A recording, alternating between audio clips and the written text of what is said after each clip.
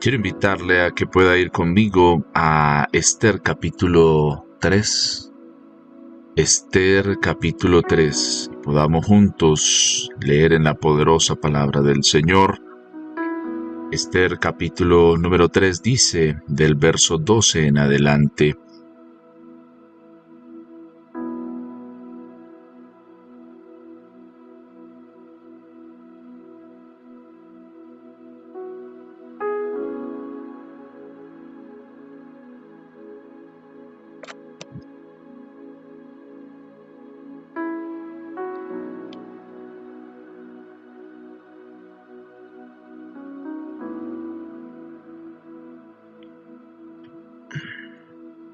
Dice Esther capítulo 3 versículo 12 en adelante: Entonces fueron llamados los escribanos del rey en el mes primero al día 13 del mismo, y fue escrito conforme a todo lo que mandó Amán a los sátrapas del rey, a los capitanes que estaban sobre cada provincia, y a los príncipes de cada pueblo, a cada provincia según su escritura, y a cada pueblo según su lengua.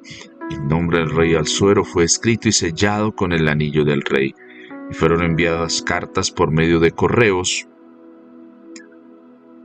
a todas las provincias del rey con la orden de destruir, matar y exterminar a todos los judíos jóvenes y ancianos, niños y mujeres en un mismo día, en el día 13 del mes 12º del mes de Adar, y de apoderarse de sus bienes. Padre, pedimos que hoy nos permitas entender tu poderosa y preciosa palabra. Gracias, Señor, porque reconocemos que tú tienes el control en nuestras vidas y de nuestros corazones. Gracias, Señor, porque tú eres el que nos bendice, tú eres el que fortalece nuestras vidas. En el nombre de Jesús, amén y amén. Adentrarnos a entender la forma en la que Amán está desarrollando todo su accionar para llevar a cabo su propósito de hacer el mal, con un conocimiento muy pleno de cómo funciona estas más de 125 provincias, todo el imperio persa, cómo funciona, nos lleva a entender que hay cosas y detalles que muchas veces podemos tal vez pasar por alto, pero que es importante que nosotros también nos adentremos y entendamos el por qué y cómo se está organizando la planeación de este genocidio, de levantarse contra el mismo pueblo judío y venir a exterminarlo por parte de Amán como venganza con lo que ha sucedido por sus descendientes, porque él lo mira como una afrenta. Recordemos que siempre tenemos diferentes perspectivas y miradas para analizar algo. Eh, digamos que a veces, siempre que ocurren hechos, situaciones, siempre tenemos una perspectiva, pero es importante poder darnos la oportunidad de mirar desde otra perspectiva lo que podemos aprender. Y aquí también es importante que tengamos esa mirada y alejados un poco de las pretensiones personales, podamos mirar lo que se nos presenta. Y una de las cosas es que hay un grupo de personas que se denota en medio del texto como los sátrapas, y son los gobernadores a quienes Amán les da una orden específica para algo que él espera que ellos hagan bajo el dominio, el poder que ellos también ejercen dentro del imperio. Los sátrapas son aquellos que representan los intereses del rey de Persia en las provincias en las cuales está distribuido el imperio persa. Entonces, pudiéramos decir, una provincia sería para nosotros el equivalente a un departamento. La forma en la que se escogen las personas no es una forma política, no hay elecciones en Persia, hay un emperador, hay un gobernante, hay un rey, y el rey em, según su propia conveniencia, va nombrando personas que lo representen como gobernadores. Esas personas deben buscar siempre el beneficio como tal de la corona, del rey. Y esa es una de las cosas que dicta. Entonces tiene los gobernadores una representación muy importante dentro de la organización y el gobierno, los sátrapas, ¿sí? Los sátrapas o gobernadores. Entonces, es importante entender la labor que van a hacer eh, estas personas dentro de la historia juegan también un papel importante.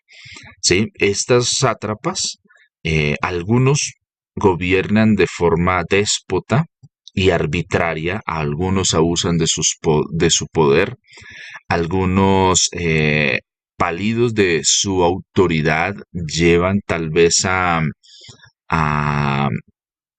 al máximo la forma en la que usan la ley, tienen el poder a su favor.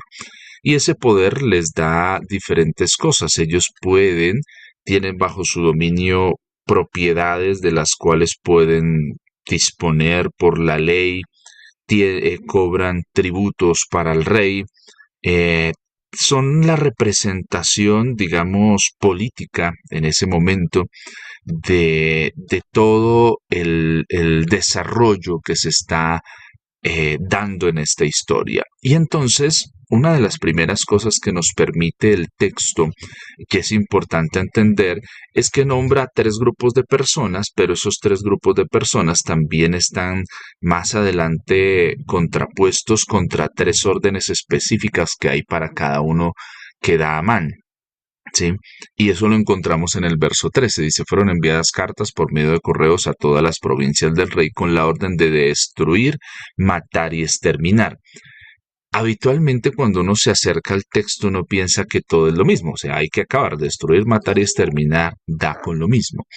Pero cuando empezamos a mirar cada una de las cosas que se quiere hacer con la connotación y la carga que tiene el entender estas palabras, tal vez para la traducción de nosotros, de nuestro idioma, tienden a ser hablar las tres de lo mismo, pero cuando vamos al original podemos tener una visión un poco más amplia de lo que se está desarrollando y de la orden específica que está dando Amán y cómo cada uno de estos grupos son mencionados no al azar, sino cuando se escribe el libro de Esther.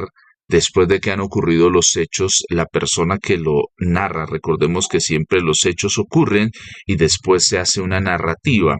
Y al hacer esa narrativa, cuando después se mira esa historia que ha sucedido, se encuentran esos detalles. Se encuentra que no simplemente fue el deseo de un hombre de acabar con el pueblo judío, sino que hubo dentro de todo había una organización muy puntual, cada uno buscando hacer algo.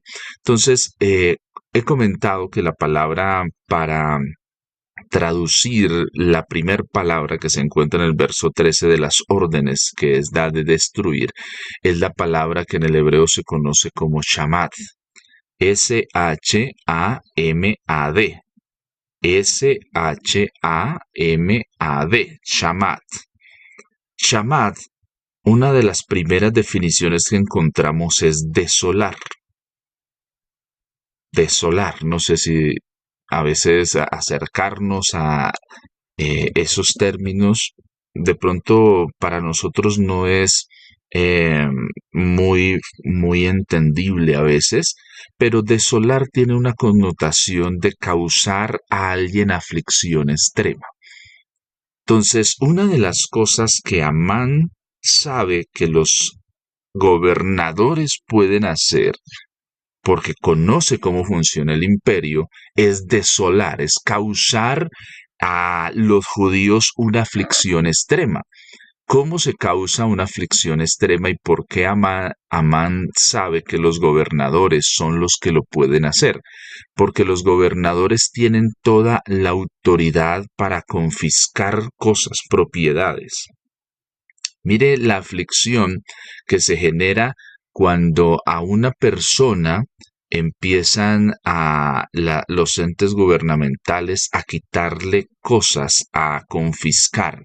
La aflicción que se genera, la confrontación para una persona es algo bien complicado, es algo bien difícil, es algo que la intranquilidad que empieza a venir cuando sabe que le han sido quitado sus propiedades, algo que era lo que usted tenía y de un momento a otro usted perderlo todo, eso es algo bien complicado y que genera aflicción, no simplemente por la pérdida de un elemento, sino también la aflicción vista desde eh, muchas de la forma en la que nosotros concebimos las cosas que tenemos, hay un pensamiento que rige eso y es que es la provisión de Dios.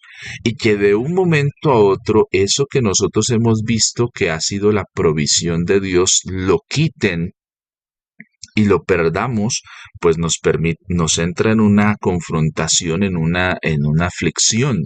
Y eso es lo que sabe Amán, que los sátrapas, gobernadores regionales pueden hacer en medio de este plan que él está enviando. Él sabe que si hay personas que pueden desmantelar las estructuras que pueden echar abajo, que tienen la autoridad para llegar a un lugar y decir acaben con esto, desmonten esto no puede ser. Usar el aparato legal son los gobernadores.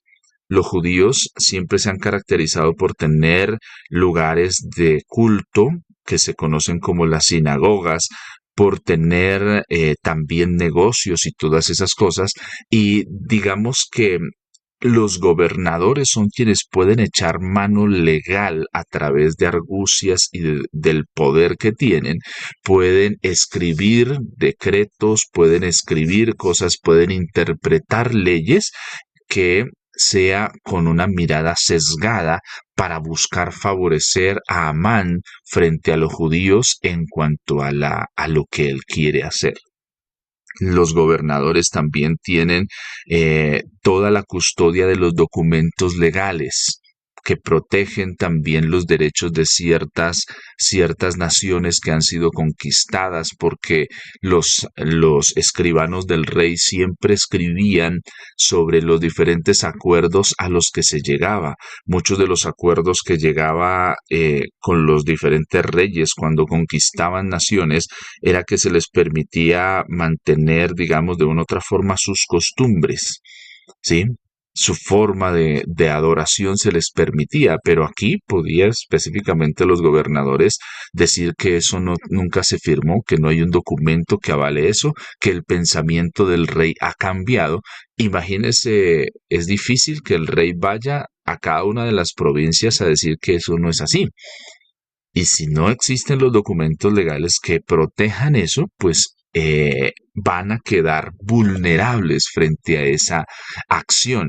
Entonces, este chamat está enfocado en ese asolamiento, en ese quebrantamiento, en ese buscar raer, en ese buscar exterminar, borrar, deshacerse de lo que compete a la nación judía, pero a través de algo que es una aflicción extrema. Eso es lo que pueden causar los sátrapas y gobernadores, una aflicción extrema. ¿Por qué? Porque incluso hoy lo podemos ver. Los gobernadores, las personas que están en eminencia políticamente, pueden traer beneficios a la nación o también pueden causar desolación. Y la desolación produce aflicción, desanima cuando usted hace el pago de sus impuestos y ve que sus impuestos no se usan de la forma debida. Eso genera en nosotros un desánimo hacia la administración y hacia cómo se van a hacer las cosas. Entonces, cuando hablamos de ese chamat, hablamos de un ataque muy puntual a la vida de las personas, pero también hablamos de algo que tiene que ver con nosotros, las cosas que vienen a nosotros a causar aflicción. Si nosotros no entendemos que estamos siendo atacados desde diferentes frentes, que el mal, nuestros enemigos usan diferentes cosas para causar aflicción, y la aflicción puede dar en nosotros como resultado que se empiece a apagar el fuego del Señor en nuestras vidas. Y usted dirá, ¿cómo así? Sí, porque no hay nada más feo para uno que estar y caminar en medio de la aflicción. Sí, la aflicción es el camino al cual muchas veces nuestros enemigos quieren llevarnos.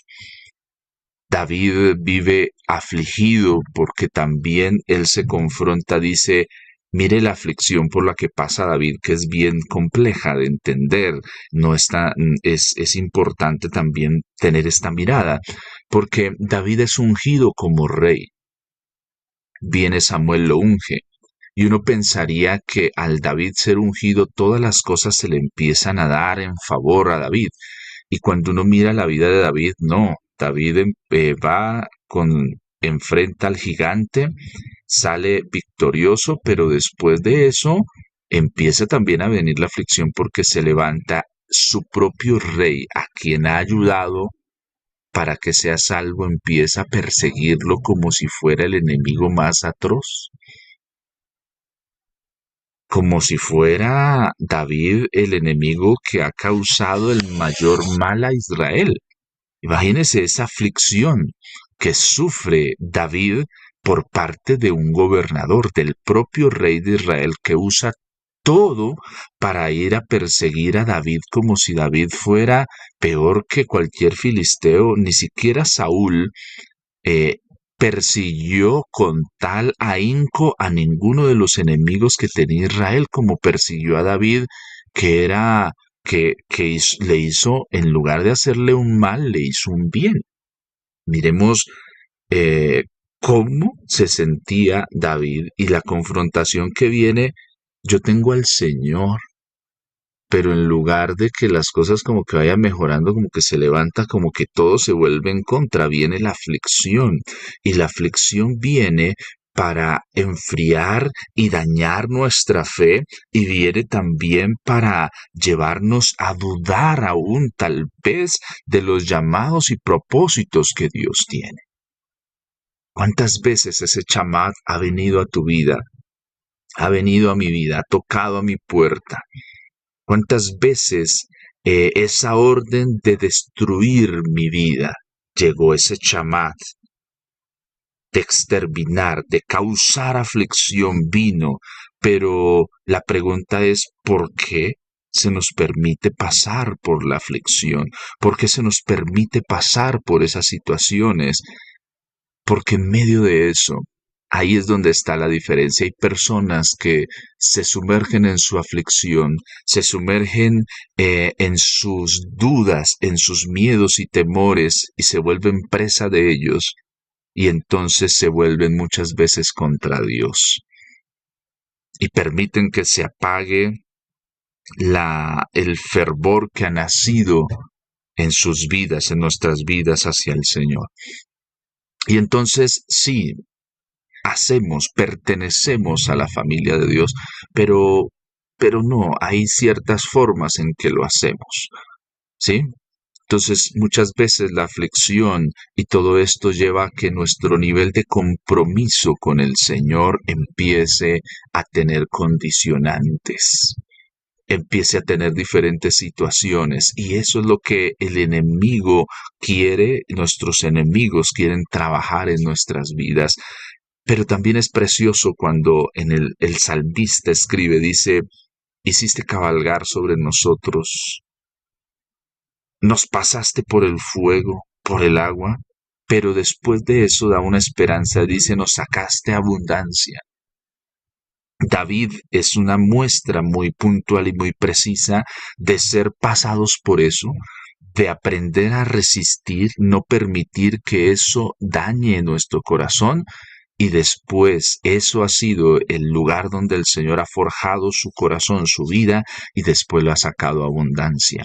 José también es un claro ejemplo de cómo la aflicción muchas veces sí genera dudas en nosotros, pero nosotros podemos hacerle frente y no permitir que la aflicción nos vuelva esclavos y que la aflicción genere dolor en nosotros y que eso acabe con nuestro propósito, sino como aún a pesar de él seguir siendo fieles al Señor, va a marcar un punto de inflexión y también nos formará y nos preparará para recibir lo que Dios tiene para nosotros.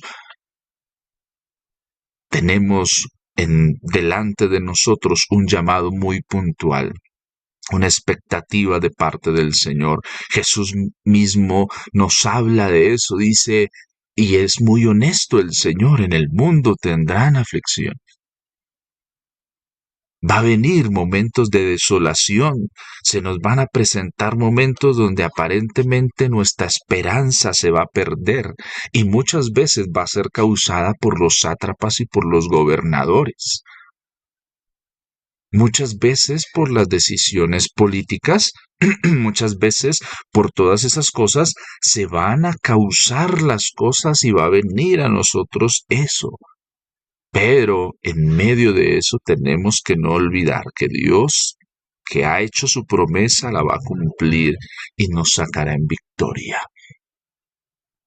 Hoy, cuando aún en nuestra situación cercana hay muchas situaciones que pueden venir a nosotros para causar aflicción, para desilusionarnos, para llevarnos aún a hablar mal de nuestra nación, para empezar a buscar enemigos, para empezar a buscar cosas. El Señor prepara nuestra vida y nuestro corazón y sí, no estamos negando que podemos sentirnos afligidos, que puede dolernos, que podemos sentirnos aún sin esperanza, pero no podemos olvidar que el Señor no ha perdido el control y que el Señor es fiel y que así como llega la noche, también llega la mañana.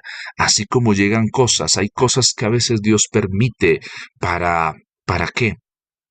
Para también quitar el velo aún de sus propios hijos. Muchas veces nosotros tal vez también hemos sido envueltos por velos, por engaños, y necesitamos tal vez la aflicción para que sea quitado el velo y podamos aún en medio de eso. David pasa por la aflicción, pero David también experimenta cómo el Señor le guarda en medio de esas situaciones. David es perseguido, llevado al extremo, pero Dios también abre puertas y sigue proveyendo provisión en todos los aspectos, pero también sigue guardando y preservando su vida. En la aflicción, en los momentos difíciles, también el Señor va a preservar nuestra vida, que las decisiones que se están tomando, que las decisiones que se toman, que lo que venga para afligir tu vida, no te aleje del Señor, sino te una más al Señor. Nos desilusionan muchas cosas, pero como cristianos, más allá de la desilusión, tenemos que entender que el Señor ha provisto también soluciones. Pero no debemos bajar nuestra guardia de nuestra oración, de nuestra búsqueda del Señor. Que no desilusione nuestra vida las decisiones gubernamentales que se toman, las situaciones que se dan. Miren, a veces nosotros lo vemos como algo malo, pero también podemos decir que cuando Dios permite que se levanten gobernantes que tal vez no vemos que puedan actuar con justicia, también es el Señor el que quiere avergonzar esos pensamientos que aún muchas veces podemos tener como país, como nación.